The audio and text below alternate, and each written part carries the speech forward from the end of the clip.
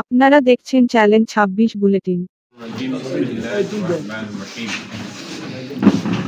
আগামী 26শে ডিসেম্বর বাংলাদেশ জামাত ইসলামী কাজের নিয়ে প্রেস ব্রিফিংয়ের অনুষ্ঠানের প্রিয় ভাই সভাপতি বাংলাদেশের জামাত ইসলামী খুলনা জেলা মজলিস শুরার অন্যতম সদস্য কয়রা উপজেলা আমির মাওলানা মিজানুর রহমান সহ জেলা উপজেলা ইউনিয়ন পর্যায়ের নেতৃবৃন্দ এবং আমার একান্ত কয়রা উপজেলার বিভিন্ন পর্যায়ের ইলেকট্রনিক্স এবং প্রিন্ট মিডিয়ার সাংবাদিক বন্ধুগণ, আসসালামু আলাইকুম ওয়া রাহমাতুল্লাহি ওয়া বারাকাতুহু। অমুসলিম ভাইদের প্রতি আমার আন্তরিক শুভেচ্ছা এবং ভালোবাসা।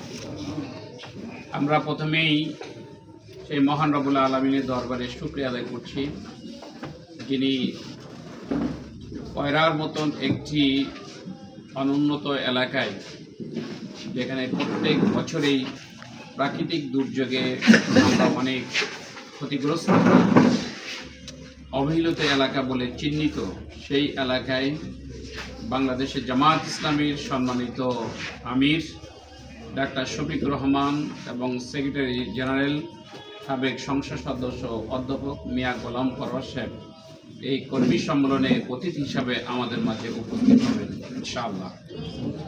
সেই সম্মেলনকে সফল করার জন্য ইতিমধ্যে ব্যাপক প্রস্তুতি গ্রহণ করা হয়েছে, যেটা আজকের এই প্রেস ব্রিফিংয়ের সম্মানিত সভাপতি করেছেন।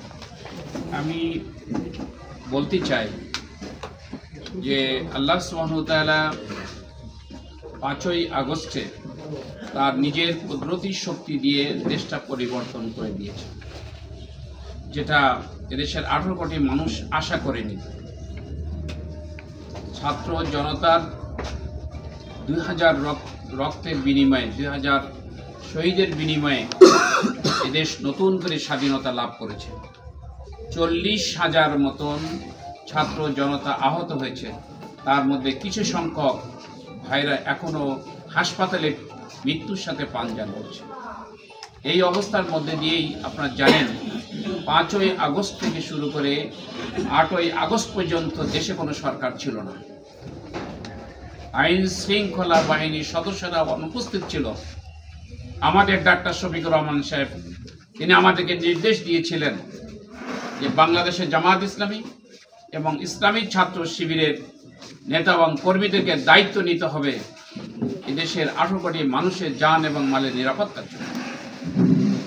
পাশাপাশি বলেছিলেন হিন্দু সম্প্রদায়ের জান এবং মালের নিরাপত্তা, তাদের উপাসনালয় এবং মন্দিরের রাতভর পাহারা দিয়ে এই দায়িত্ব নেতা এবং কর্মীদেরকে পালন করতে হবে। আপনারা জানেন এই 3টা দিন আমরা রাত্র জাগরণ করে তাদের পাশে আমরা দাঁড়িয়েছিলাম, আপনারা সাক্ষী আছেন।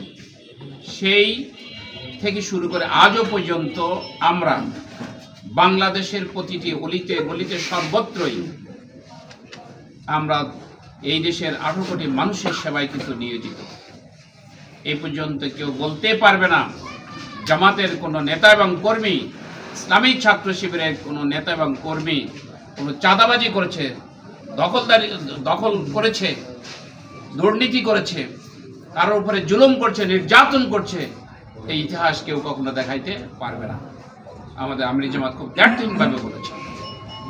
আজকে আমরা বলতে চাই, সারা বাংলাদেশের দীর্ঘ 15টি বছর ধরে যে জুলুম নির্যাতন করা হয়েছে, আমাদের 5 জন শীর্ষ নেতৃবৃন্দকে বিনা অভিযোগে, বিনা অপরাধে তাদেরকে ফাঁসি দেওয়া হয়েছে। আমাদের শত শত ভাইদেরকে গ্রেফতার করে রিমান্ডে নিয়ে কষ্ট দেওয়া হয়েছে। প্রায় 500 ভাইদেরকে খুন করা হয়েছে, গুলির পাখির মতন গুলি করে হত্যা করা হয়েছে। 5000 ভাই এখনো পঙ্গুত্ব বরণ করেছে, তাদের চোখ নেই, হাত নেই, পা নেই, গুলির সাররা এখনো শরীরের মধ্যে আছে। এই যন্ত্রণা নিয়ে, এই কষ্ট নিয়ে আমরা আন্দোলন করেছিলাম।